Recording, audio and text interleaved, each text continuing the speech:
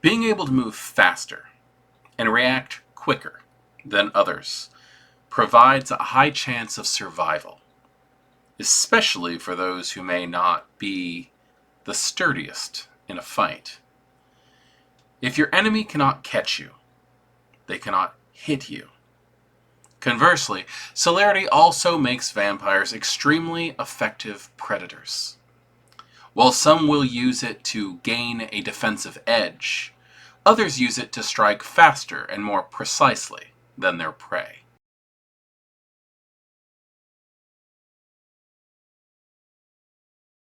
Greetings, Kindred. I am Voivode Maquette, and welcome back to our World of Darkness. And tonight we're going to be going over some of Mind's Eye Theater's Vampire the Masquerade Laws of the Night, specifically the disciplines. This is a level by level, where we will be going through each individual level of a discipline power that can be found for vampires in World of Darkness games, specifically for live action roleplay, for LARP. Now, these can get a little bit confusing and long-winded, therefore I have provided time codes in the description below so that you can fast track to the information you need for each individual discipline. With that, let's go ahead and get started with the general information that you all need for using disciplines using the Laws of the Night system. When a mortal is embraced and becomes a vampire, they have innate supernatural powers called disciplines. When a vampire feeds on human blood, they learn to refine and temper the resonance of the victims to unlock terrifying and devastating powers of the blood. These powers range from supernatural strength, speed, and resiliency to the ability to subjugate the minds or cloud the perception of enemies and others. Disciplines are rated on a scale from 1 to 5 dots. After character creation, a character must purchase additional dots with XP. Each unique discipline has the following general characteristics. Type. Are the discipline powers mental, social, or physical? Masquerade risk. How dangerous to the masquerade is using a majority of this discipline's powers? Blood resonance. What type of blood must be consumed to learn this discipline? Each power within a discipline has a cost, usually a simple or standard action, and or a number of required rouse checks. Each discipline power also has a listed duration. Learning disciplines. Learning a dot from an in-clan discipline requires a downtime action from the vampire, as they find and feed upon a mortal with the correct blood resonance of that discipline. If a vampire seeks to learn a discipline that's not an in-clan, she must drink 1 rouse check's worth of blood from a vampire who possesses that discipline, in or out of clan at any level. She must then spend a downtime action feeding upon a mortal with the correct blood resonance for that discipline. This process must be repeated each time she wishes to learn a dot of an out-of-clan discipline. Learning Oblivion or Blood Sorcery as an out-of-clan discipline is the exception to that rule. In addition to those requirements, the learning vampire must be willingly taught by a vampire who possesses Oblivion or Blood Sorcery as an in-clan discipline. This requires a downtime action to be spent by both the learner and the instructor. Thin blood vampires must possess the vampiric discipline merit prior to learning 1 selected discipline.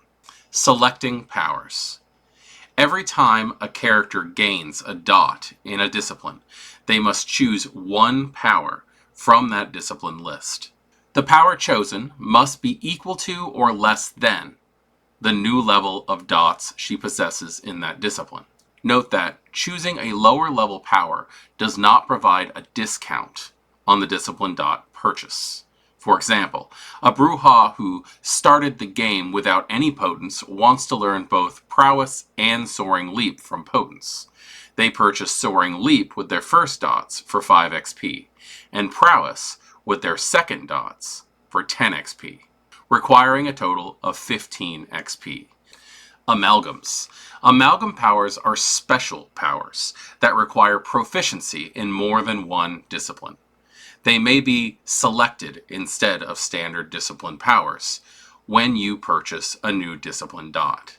In order to select an amalgam power, you must also possess the listed number of dots in the prerequisite discipline. Amalgam powers count as belonging to both disciplines for all purposes. Also, as a side note, any amalgam can be purchased by any clan.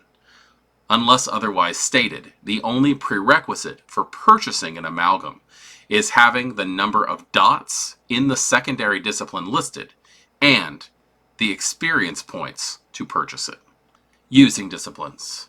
The following rules apply to all discipline use, unless otherwise stated. A discipline power can be used on the same target on subsequent turns, even if the first attempt failed. Multiple instances of the same discipline power do not stack. If a power has a duration and is used multiple times on the same target, the duration resets and begins again, instead of having more time added. Any discipline that has an action cost to activate lasts for 1 hour. A character must be able to see a target clearly to use the power on that target. Line of sight can be enhanced by sensory-based powers, such as heightened senses, but may not be enhanced by technological assistance, such as video cameras. To establish line of sight, the target must be observed with the vampire's own senses. Any power can be ended if the user spends a simple action.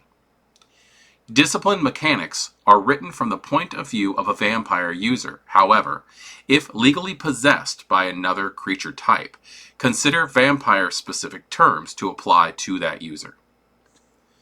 Partially supernatural creatures, such as ghouls, are considered mortal. If a power has a greater effect on mortals, it will also have a greater effect on ghouls. Other rules and limitations specific to a discipline are listed in the characteristics section of each discipline. A number of discipline powers refer to situational modifiers such as relenting, wound penalties, conditions, and line of sight. For more information and explanation for those terms, see Core Rules Systems on page 83 of Laws of the Night. Combat turn duration. Unless otherwise stated, a power that lasts for multiple turns in combat expires on the same initiative count as initiated, regardless of whether the character who initiated the power is still alive or if their initiative has changed. Gaze and focus. Some disciplines require the target to focus their attention on the user of the power. These powers do not require eye contact, but do require having the attention of the individual you wish to control. Individuals may attempt to find ways to avoid making eye contact, but the powers of the blood are not so easily thwarted. Gaze and focus only requires having the attention of the individual you wish to target. Anyone whose attention is on you is a viable target for powers that require gaze and focus. This includes the following individuals: those who are looking into your eyes, those holding an in-person conversation, not over the phone or video chat, with you, those who have physically attacked you or used a mental or social power on you, regardless of the success of such attacks. Gaze and focus gained this way lasts for the remainder of the scene or combat scenario. It is possible for a single person to focus on 2 or more individuals. If supernatural powers are used to make you pay attention to 2 characters at the same time, you might glance back and forth between the 2, or move to a place where you can see both simultaneously. You are also capable of holding the gaze and focus of multiple parties. Transformative powers. Any power that significantly alters a character's physical shape is considered a transformative power. Each of these powers explicitly states that it is transformative. Unless otherwise stated, transformative powers have the following characteristics. Transformative powers last until dawn, or until the user sleeps, is subject to the helpless condition, falls unconscious, or falls into torpor. The user may also spend a simple action to end the transformation early. A character may only use and benefit from one transformative power at a time. If a character attempts to use a transformative power while already being affected by another, the first ends immediately, and the second activates. Transformative powers do not prevent you from using non-transformative powers as long as your current form can reasonably fulfill the requirements of a non-transformative power. When you activate a transformative power, clothing and small personal items disappear. These return when you regain your normal form. A character cannot use physical weapons, guns, swords, etc., while transformed. Conditions are not resolved, nor are wounds and injuries mended or altered when a character utilizes a transformative power. A character with one eye has one fewer eyes in all forms. Obscured characters and out-of-body powers. Some powers allow you to separate your consciousness or senses from your physical body, or to hide your physical form. When extending your consciousness or senses beyond the limits of your physical body, you may do so only as far as the boundaries of your game, or 75 miles, whichever is lower. Whenever you are obscured from mundane observation, or separating your consciousness or senses from your body, hold a closed fist against your shoulder. This signifies you, the player, are not physically present as your character. This gesture should not be used as justification for other players to attempt to detect your presence with supernatural powers. Your storyteller should also be alerted to the location of your actual physical form. If you are able to perceive multiple locations at once, use an assisting storyteller to observe and report from one location. You may also rely on other characters in the scene to relay what happened while you chose to concentrate on one location. Use of such powers does not mean that the other players must pause roleplay while you move back and forth between multiple scenes. Mortals. Some powers have differing effects when targeting mortals. Ghouls and thin-blood vampires without the vampiric resiliency merit are considered mortals for the purpose of discipline effects against them. Fully supernatural creatures such as changelings, mage, and werewolves are not considered mortals. I understand that there is a lot of information to take into that, and what I've stated there are the verbatim, word for word, taken from the book, examples of the general rules for utilizing disciplines when playing in a LARP setting. I hope that was helpful for you, but let's go ahead and move on to the discipline in question.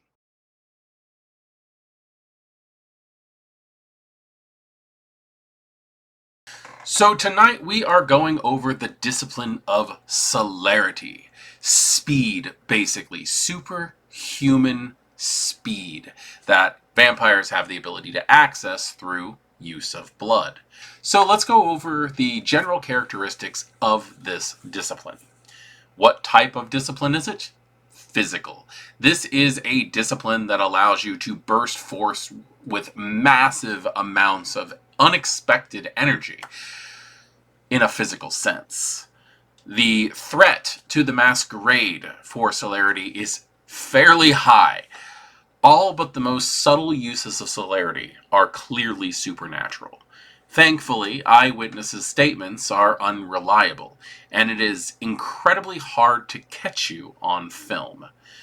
So this is the kind of discipline that, if used in the wrong situation, which unfortunately a lot of the situations that this discipline could be used in are wrong, it is one of those that will make those around you question what exactly just happened.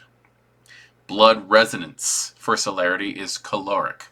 A mortal overcome with fear, terror, the adrenaline of athletic competition, and even the heart-racing effects of amphetamines are all sources of caloric resonance, which basically means those who are spiked with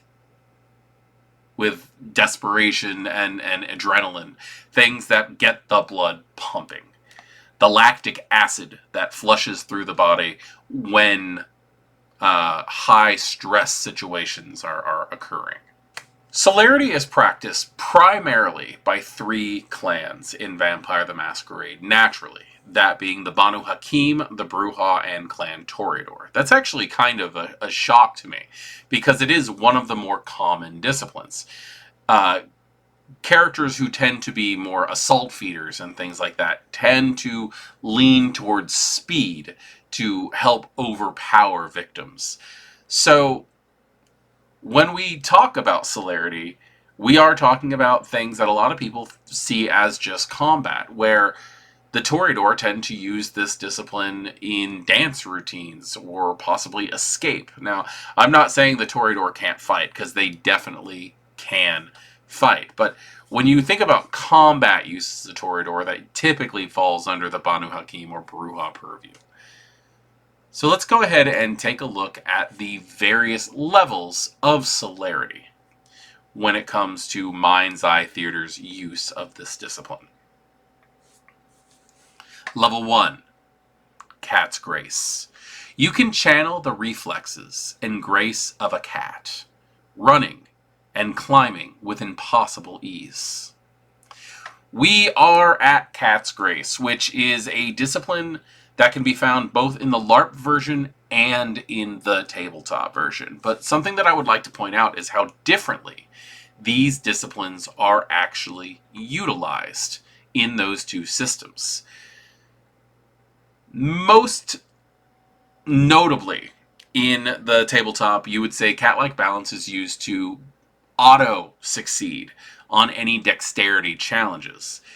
LARP takes this a little bit further, and I find that because LARP tends to be more cinematic in the basic uses of these disciplines, where they both have a very cinematic use in no matter what the system, because it's all about the description. The use of Cat's Grace in LARP goes a little above and beyond the capabilities that you would find in tabletop. The cost for this discipline is 1 rouse check. You do have to summon up your blood to utilize this power. The system states, spend a simple action and a rouse check. For the next hour, your character sticks to solid vertical surfaces and can maintain their balance at angles up to and including 90 degrees.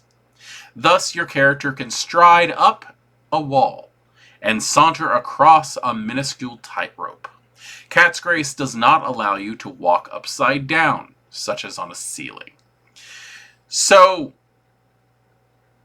you get the ability to literally walk up walls, but not completely upside down. You can go on a 90-degree angle. That is a flat surface wall. It doesn't say anything about needing a running start. It doesn't say anything about you falling once you stop moving. You adhere to the wall, like flippin' Spider-Man. Even better in some cases, because you can literally just stand on the wall vertically.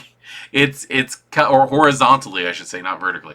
And it's such a weird departure of the things that you can do in tabletop. The duration of this power is 1 hour. So for an hour, you can walk straight up walls.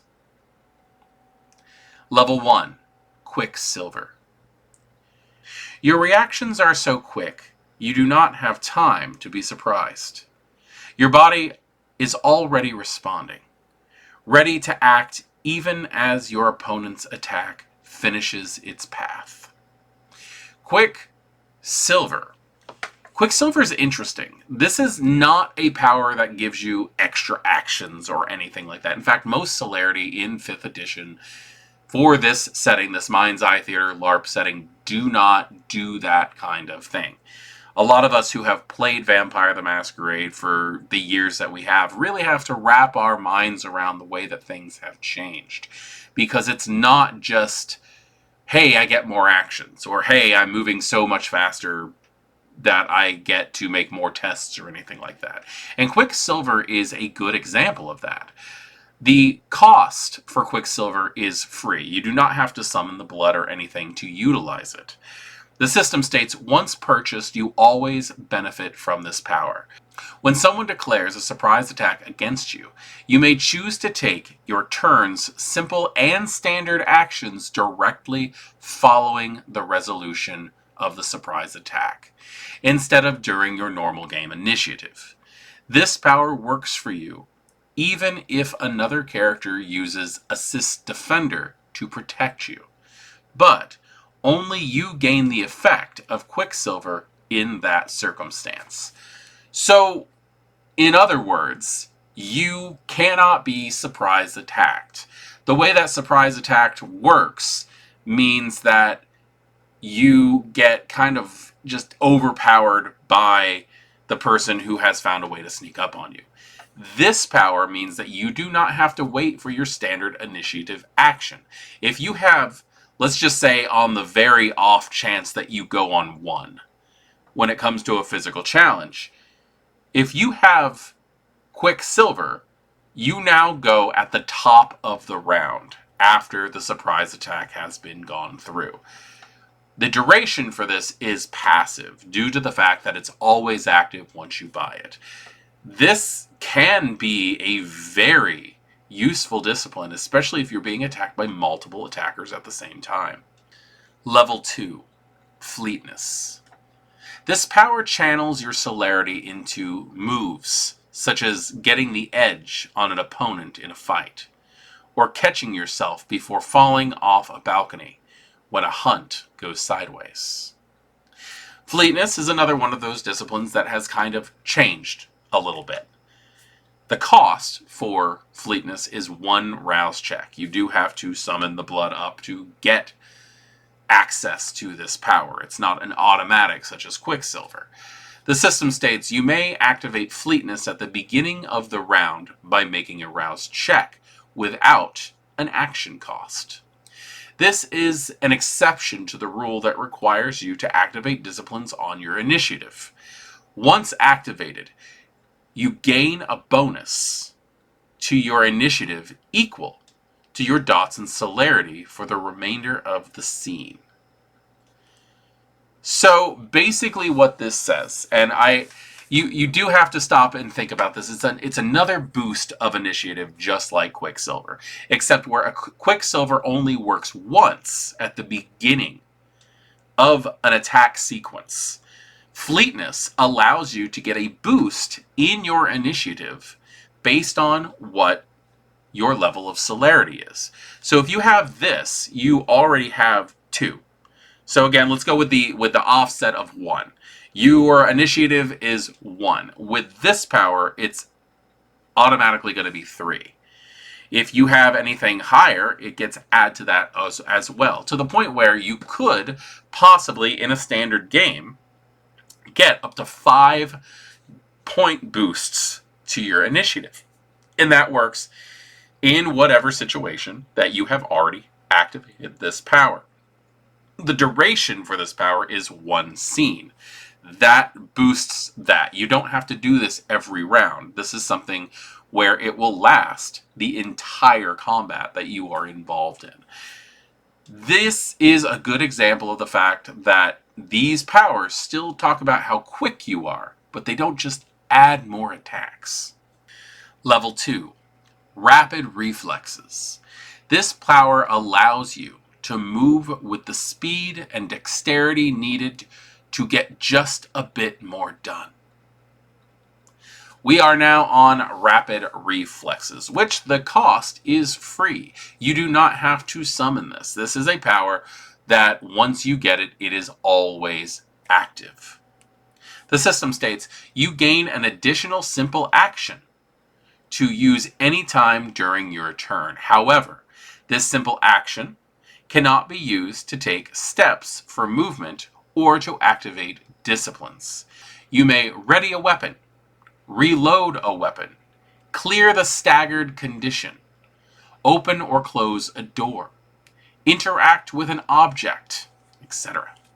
In addition, you may add your dots of celerity to any non-combat dexterity-based tests.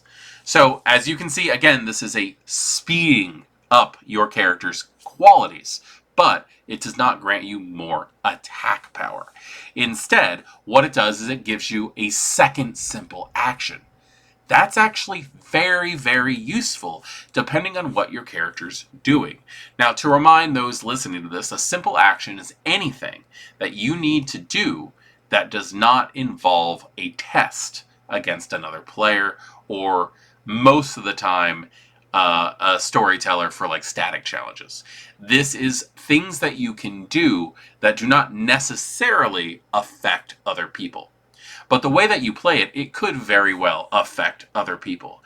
Imagine how useful it would be if somebody is barging in on a situation for you to be able to not only ready your weapon when they've already come in unannounced, but you could then shut the door as well as have a weapon ready.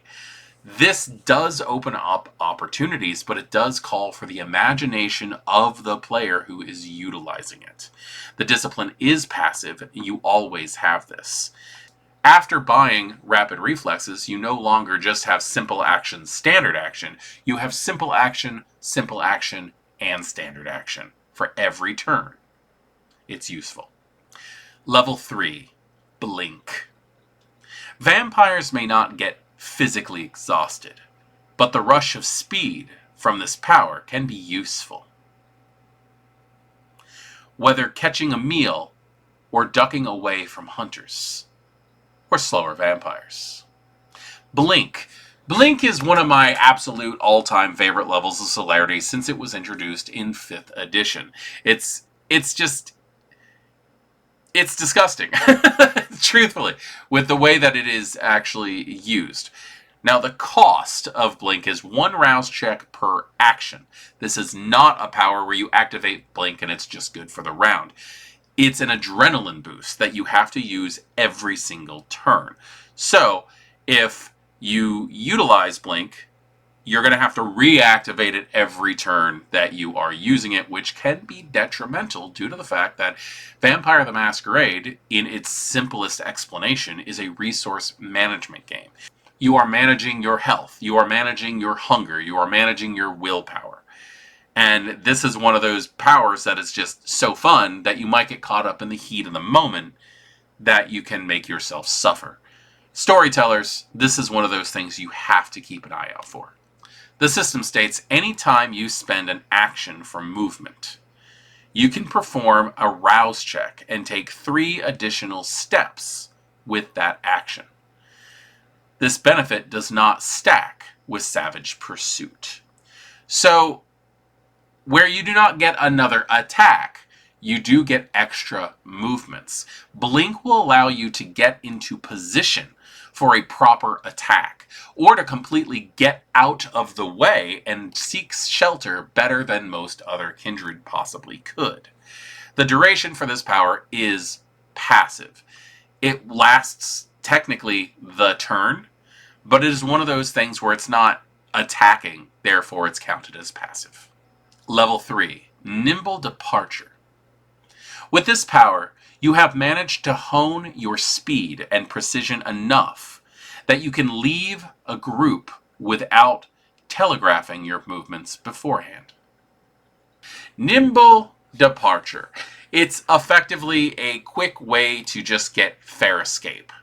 Now, it's not as simple as that, but that is effectively what you are going for. The cost is 1 rouse check.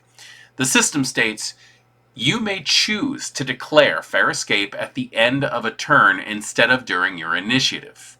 In addition, if you have won all challenges against your dexterity and athletics pool during the turn Nimble Departure was activated, you may still fair escape. You must satisfy all other conditions for fair escape normally. Use of Nimble Departure must be declared prior to the end of the turn, but before rouse checks are completed.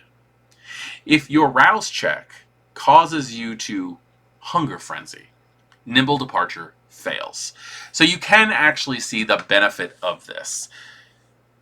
Basically, being able to win whatever dexterity athletics pools during the turn is as normal. You throw your test and all that, but you do not have to wait for your initiative action to just get out of a fight. And truthfully, a lot of these immortal characters that we like to portray in this game are not going to stick around for a fight. That's how they survive. That's how they maintain their immortal status. They don't die. So Nimble Departure is actually a pretty apt use for the Celerity discipline. The duration for this power is not really applicable because it is removing you from a combat situation. Level 4, Unerring Aim. Combining your speed and visual acuity, you can automatically hit a target with a ranged attack. This is the very first, not only direct combat use of Celerity, but also our first amalgam that we are going to be looking at for the Celerity discipline.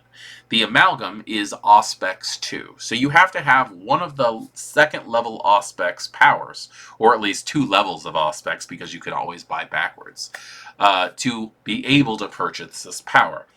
Meaning, as the way that Vampire the Masquerade works, where certain clans have access to disciplines, specifically amalgams, due to the fact that they gain disciplines based on their clan, the clan that most naturally would have access to this is going to be Clan Toreador, which are known for their Auspex, Celerity, and Presence disciplines. No other clan that I can think of off the top of my head right now typically has access to both Auspex and Celerity by blood right, as it is.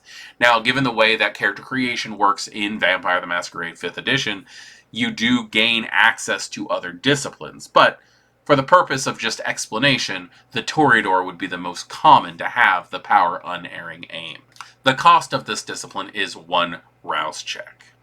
So this is one of those things where it's going to last for the turn, so every time you utilize this, a rouse check is needed. The system states, once per turn, you may declare the use of Unerring Aim before making a marksmanship attack. That means anything that is shot, a gun, a bow and arrow, anything that's thrown, daggers, a rock, various things like that. But it all has to do with basically attacking at range. Once declared, your next marksmanship attack this turn automatically hits and achieves a normal success. If Unerring Aim is used in combat with Bulletstorm, it makes only one of the attacks automatically hit. You may choose which target you automatically hit. So, for those of you who are in the path of an angry vampire with Unerring Aim, if they choose, instead of throwing a test against you, they'll just risk a hunger with a rouse check, and they automatically hit you. It's a pretty disgusting discipline when you think about the fact that it takes away any chance of being able to defend. The duration of this power is also not applicable. It's one of those things that it only goes turn by turn. So, not really worth saying anything. When you want to use this, you have to make a rouse check. Level 4, Velocity. The speed at which you move makes it difficult for others to grievously wound you, turning what would be vital wounds into glancing blows. This is another really fun one that talks about why your speed can be utilized in combat without just giving you another hit. Velocity makes it so that Wounds that would be detrimental barely touch you. The cost is 1 rouse check. This is, again, another discipline where you have to use the rouse check every single time you want to activate it in a scene. So, again, a resource management consideration with hunger. The system states once per turn, when you are subject to a critical win from a brawl, melee, or ranged weapon attack, you may reduce the critical win to a normal success. What that means is that if a person throws a challenge against you and you lose, and they have more physical traits, instead of dealing that extra point of damage that it typically does, it brings it down to a regular 1 point of damage. This is almost like a mix of celerity and fortitude, but what's happening is instead of getting hit point blank, you're able to manipulate and twist your body so quickly that instead of like taking a full shot to the chest, you get a grazing wound across the arm or something to that effect. It really is something that's going to be fun for description purposes in this game. But I really like the fact that it does definitely have a representation of how speed can work to a vampire's favor in this game. The duration, again, is passive. It's one of those turn-by-turn basis powers. Level 4, Zephyr. This power lets you move as quickly and effortlessly as the wind itself. So here we go on another speed-enhancing use of Celerity, and it does actually increase what your speed can do if you look at this properly through the description. The cost is a single rouse check. Most Celerity is just that easy. It talks about how fluid you can move and how uses of Celerity, it doesn't really cost that much for those who have it. The system states, once activated for the rest of the scene, your movement speed increases to 9 steps per action you spend on movement instead of the normal 3 steps per action. This bonus can stack with any other movement-enhancing powers. This movement can be in any direction, over any surface, or even through the air, as long as you end your movement on a solid object or holding a solid object. If you have the Celerity power Cat's Grace or the Potence power of Uncanny Grip, these may be used to prevent falling. Failing to end your movement on a solid surface, you can stand on or grasp causes you to fall. So, in other words, instead of a standard 3-step action, you get 9 steps. If you have another power that increases your steps, that gets added to those 9 steps on top of that. Like, you can always activate another power if you have access to it. This power allows you to run across water, to leap over like the distance between buildings, to go up walls. It really is all where you land. And if you have the ability to at least hold on to something that's sturdy, like a flagpole or a railing or something like that, it stops you from being able to fall. If you cannot reach that, you will fall. In this case, this is the kind of situation where if somebody said they were activating it and they're trying to get over there, I would make them declare it and then attempt to see how many steps away it actually is, without being able to go, oh, on my last step I'm jumping, or I'm going to take extra ridiculous walks, long paced walks to get to that thing. That's not how this works. It is literally stepping like a normal human being. 9 steps per action. Not some ridiculous University of Silly Walks or anything like that. Thank you, John Cleese. With this situation, you are literally just taking standard steps. Please keep that in mind. Be I mean, we're already dressing up and playing like playing pretend. So let's just kind of follow the rules as best as we can, shall we?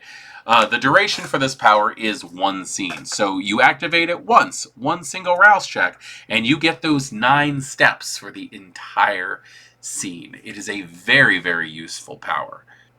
Level 5, Bulletstorm. Your supernatural speed allows you to fire a hail of bullets with uncanny speed and precision, targeting multiple people at once within your field of vision. So we have another marksmanship-based celerity power. This is definitely a combat consideration power. The cost is 2 rouse checks. As a level 5, it does tend to have a little bit more of a cost when it comes to activating these things.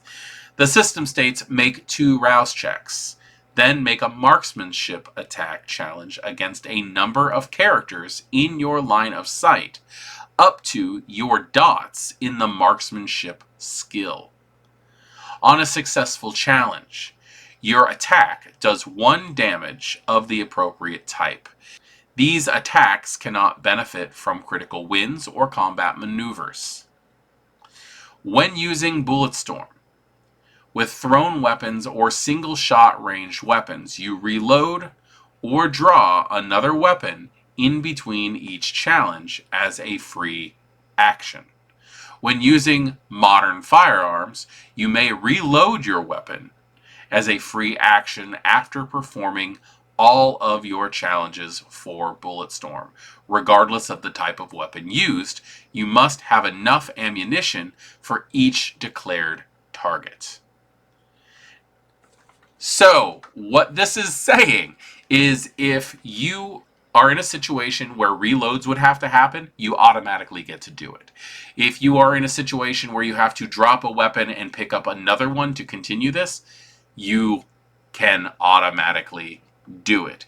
But this allows you, unlike most of the other celerity things that I have mentioned here in this video, this allows you up to, if you have spent enough points in marksmanship, 5 separate attacks.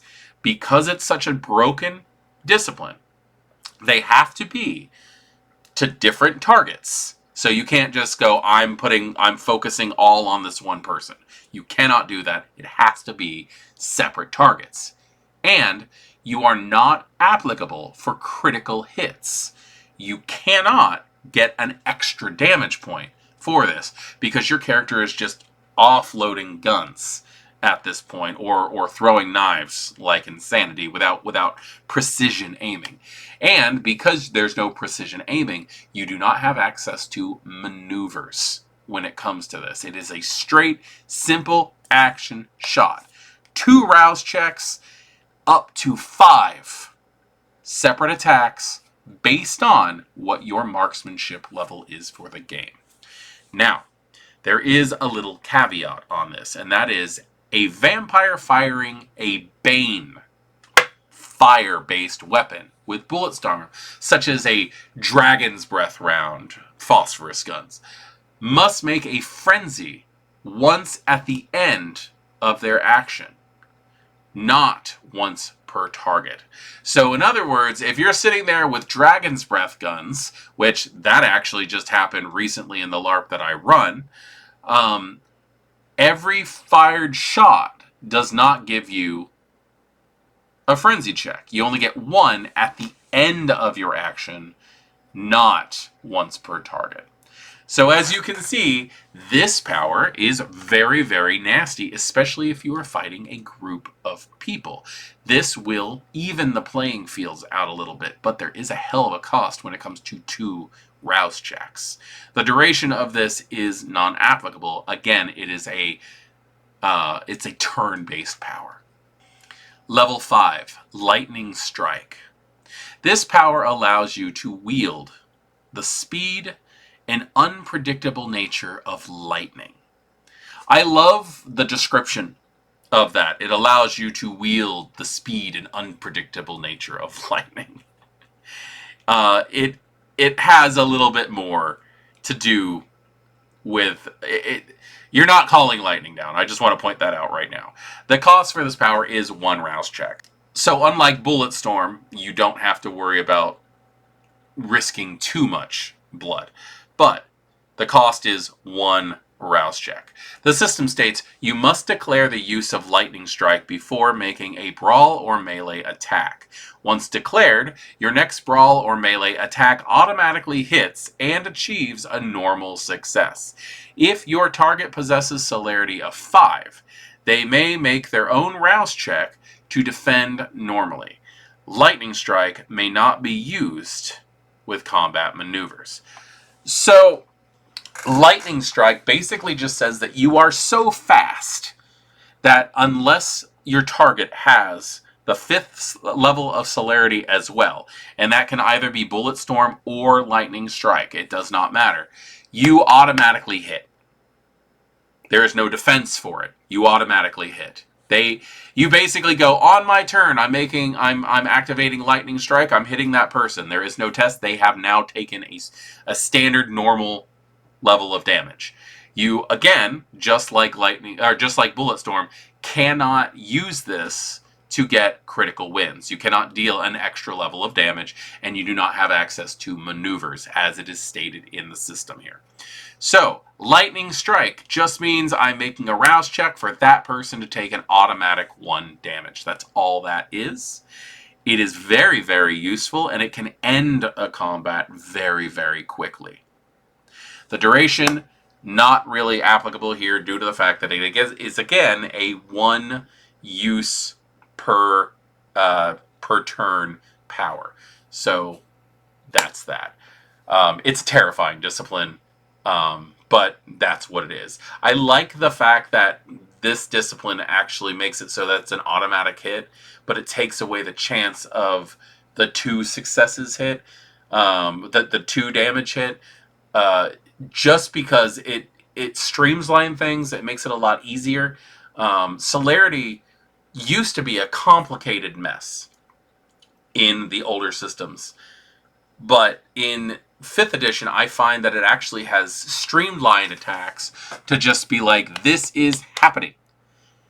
There's no defense for it. And Lightning Strike is definitely the top grade when it comes to that power. So this was Celerity. This was Vampiric Speed. Some people might complain that, oh, I don't get extra actions. No, you don't. You get extra steps, or you get automatic hits. You're moving so fast, people can't stop you from hitting them. That is a useful power. This discipline, much like all of the disciplines for 5th edition Vampire the Masquerade Mind's Eye Theater, have changed. Just like the disciplines in Tabletop have changed. This is something that some people are not happy about. I personally like the changes. I think the game runs a lot smoother. I think it's a lot more cinematic. There's a dirtier context to the way that vampires work in 5th edition. And Celerity is definitely one of those powers that follows that grind of how dirty the discipline can be. Because how terrifying is it that there are 3 clans out there that naturally come with the ability to hit without even needing to throw a test against the opponent? So we've just covered a discipline in level by level, and this is everything that is found in Laws of the Night. So as other books come out, those disciplines will be found in the other playlists for those other books. But I do want to remind you that the reason why we are doing this is a quick check reference. If you need to find something or have somebody else basically speaking to help you grasp what they're talking about with these powers, because it can be a lot of information. Keep in mind that there are time codes in the description of this video so that you can get to the specific information that you need for the individual discipline. I am Voivode Maquette. This is Our World of Darkness, and thank you for joining me into this deep dive, level by level look in a Mind's Eye Theater Vampire the Masquerade Laws of the Night discipline. Good evening.